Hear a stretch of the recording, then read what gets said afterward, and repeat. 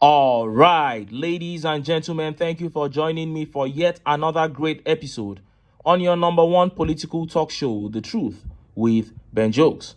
Now, the APC is slowly destroying everything that this country has built over several decades. I don't know any aspect of our lives as citizens that has not experienced a serious setback under this Tinubu regime. Look at the area of security. Nigeria has become a country where citizens can no longer move freely without fear of abduction. In the area of healthcare, our primary healthcare system is the worst in the world, and as such, under the APC, Nigeria is the country with the highest infant mortality rate globally. And how about the economy? The Naira was rated the worst performing currency globally in 7 out of the last 8 months. Many of our roads remain death traps. Power supply in the last 2 months is the worst I have seen in rainy season. Rainy seasons in the past were synonymous with relatively improved power supply all across Nigeria, but not under this regime.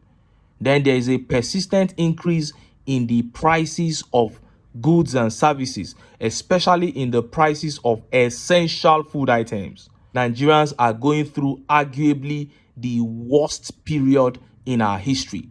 I think it is only the Civil War that we can say was a worse period than this very period. And few hours ago, news broke out that more Nigerian university students are going to have to put their education on hold because of the serious hike in school fees as a result of removal of subsidy on education by the Tinubu regime. Before I show you details of that update and how Nigerians reacted, let me quickly show you this back and forth between Nigerians and the presidency. Presidency claims that it is very worried because of the increasing number of Nigerians who have high blood pressure, stroke hypertension. And they said it is caused by excessive intake of salt, that they would start a campaign to sensitize Nigerians, a campaign to tell Nigerians to reduce salt intake. But Nigerians lashed back at presidency, saying the cause of their hypertension is not salt intake, that presidency itself is the cause of the hypertension. Look at how the papers reported it. Presidency decries high prevalence of hypertension in Nigeria. Salmas Anos Kolo Ibrahim, the special advisor to the president on health, has called for urgent action to address the growing issue of hypertension and excessive salt consumption in Nigeria. Ms. Ibrahim made the call on Friday during the investiture ceremony of herself and Olusina Ajidahun as policy champion and social media influencer for salt target regulations in Nigeria. The ceremony was organized by the Network for Health Equity and Development. As the newly appointed policy champion, Ms. Ibrahim stressed the need for public education and policy intervention to tackle cardiovascular diseases, placing an enormous strain on the country's health system. She highlighted alarming statistics that approximately 38.1% of Nigerian adults suffer from hypertension, equating to 1 in every 3 adults. This high prevalence, coupled with excessive salt intake, estimated at 10 grams per meal, is double the recommended limit of the World Health Organization. It contributes to 10% of cardiovascular disease-related deaths in the country, she said. The high sodium intake, compounded by rapid urbanization and changing lifestyles, underscores the need for urgent and sustained public health interventions, she said. Ms. Ibrahim expressed her commitment to leveraging her platform to raise awareness about the risk associated with high salt intake and the benefits of reducing it. You heard that, but Nigerians hit back at presidency, saying the increasing rate of hypertension in Nigeria is proudly sponsored by the presidency itself. And look at how Nigerians reacted. Let's take some of the tweet reactions. This tweet here by Shegun says, "Provider of shock is shocked by the shock provided. Shegun is saying you people are the ones making Nigerians hypertensive. So why are you now talking as if you are shocked? And this tweet here by Charles says, Aye presidency ti bàjẹ́, their economic policies, inflation, insecurity, pump price, increase in tariff, unemployment, all these are caused by the same presidency, and you want blood pressure of the masses to be normal? You are mad and on drugs for that statement. Oh, and the seeker here says, why not? When everything in the country is chaotic, feeding, housing, healthcare, security, schooling, job problems, political tension, and many more. These issues are enough for people to commit suicide. Hypertension is a symptom of stress. That is it.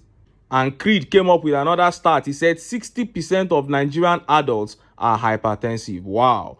Lewis here says the federal government has put the citizens under severe hardship, worse than this country has ever experienced since independence. This situation is responsible for high depression rate, hypertension, and mental health issues. A poor man that has not eaten for 2 days will now hear that Tinubu bought a jet for 150 billion. Of course, his blood pressure will go up.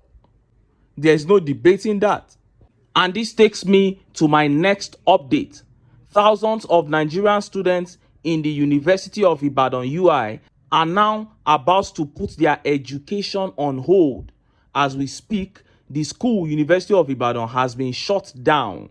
Students and their parents are being given 3 weeks to raise a school fees of 412,000 naira. Their school fees was just increased from between 20 to 30,000 to around 412,000 naira, and they are being given 3 weeks to raise that same amount, after which the school portal will be closed. Now, under this kind of situation, tell me how the blood pressure of the students of UI and those of their parents will not rise.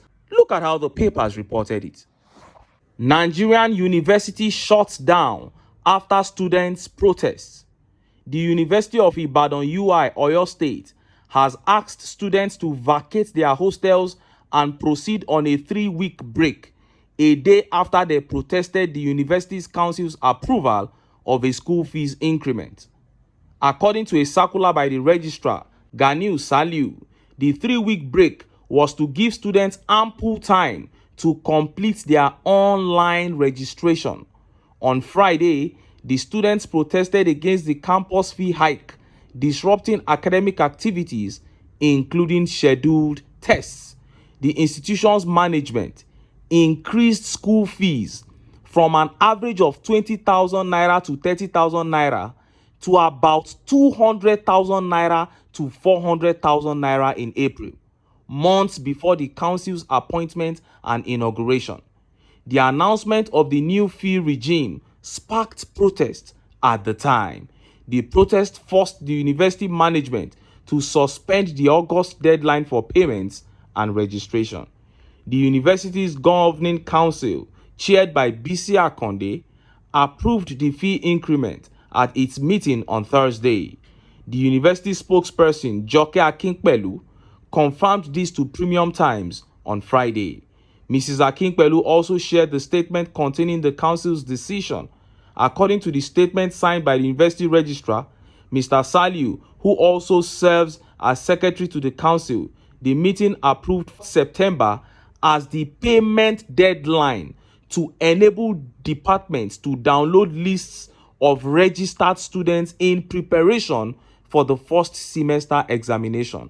The council directed indigent students to take advantage of the federal government students' loan and other scholarships by the university and other well-meaning philanthropists.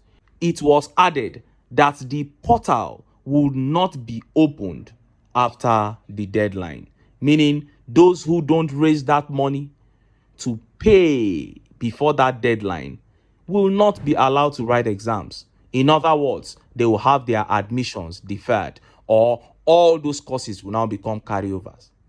How can somebody sit down and design this kind of thing for his fellow human being in this kind of period that we are in Nigeria? They should go and take advantage of the student loan, something that you know that it is almost a scam. You saw, first of all, they said those who are qualified for it, there must be this, there must be that. All the conditions surrounding this thing, you know that this thing is a scam. You can imagine the state of mind of students that can't afford that money and their parents right now. This can even force people to go into crime. And after putting people through all this kind of trauma, you come out and tell me that it is salt intake that is causing high blood pressure in Nigeria. And look at how Nigerians reacted. Let's take some of the tweet reactions.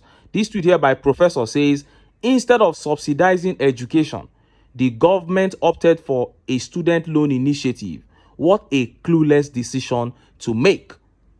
The student loan initiative was supposed to be applied upon the subsidy that was on education, because so many people could not even afford the education, even when it was subsidized.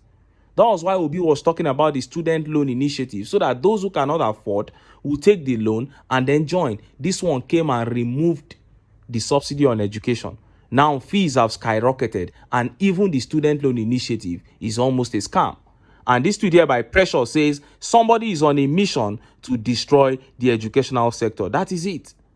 That is it. Tinubu and the APC. And Damilare Odulesi here says, unfortunately, they might not revert back to the old fee.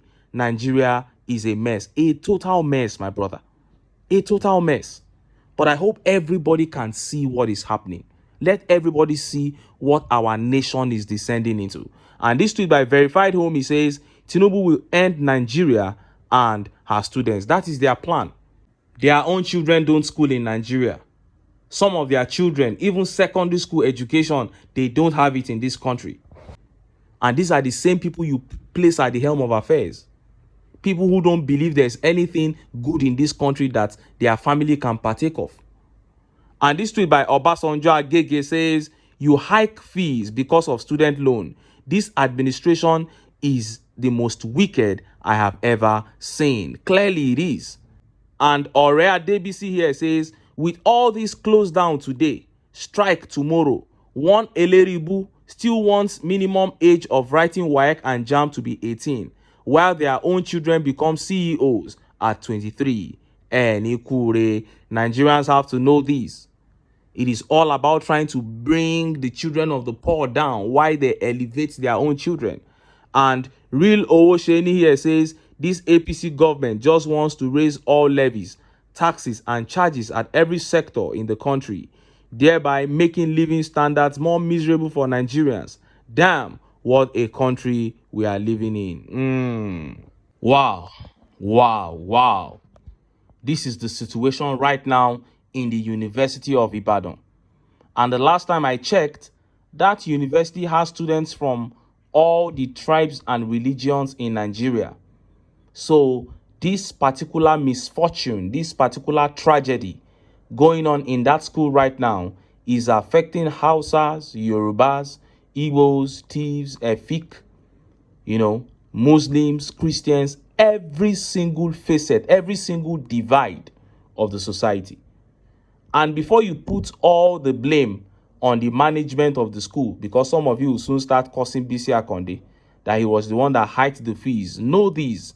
The reason the fees are going up is because the money government was given to the universities, which is the subsidy on education, has been withdrawn by this regime, just as they withdrew the one on petroleum and electricity.